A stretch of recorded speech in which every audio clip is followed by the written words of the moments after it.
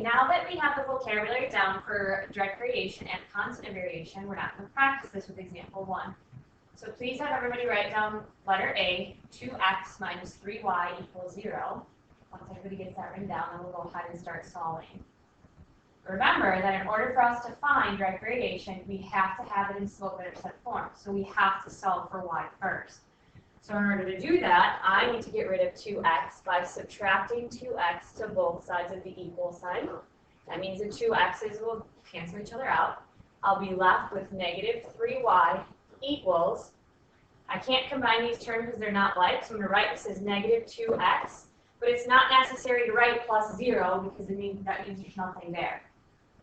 Okay, to continue to solve for y, I need to divide both sides by negative 3. So my final answer is y equals, a negative divided by a negative is a positive, so this is going to turn into 2/3 x. This is direct variation because I do not have a y-intercept, or my y-intercept would be plus 0. But again, the plus 0 isn't necessary to write down. So I do have direct variation, so I need to now identify the constant of variation. Remember, that's just the number in front of x. So you'll just write the constant equals 2/3, which is the number in front of x. This is your final answer.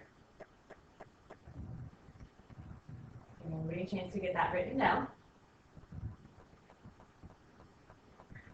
And then we're going to move on to letter B. So everybody please write down negative x plus y equals 4. Okay, remember, I have to have this in slope-intercept form, so I have to solve for y. To do that, I'm going to add x to both sides of the equal sign.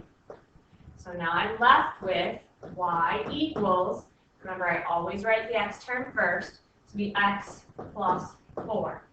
Ask yourself, is this direct variation? The answer is no, because you have a plus 4. So there is no direct variation. Remember, that has to be plus 0 in order for direct variation to occur. So this would be your answer. Okay, now we're going to move ahead to the next slide with guided practice questions for you to try with your group members.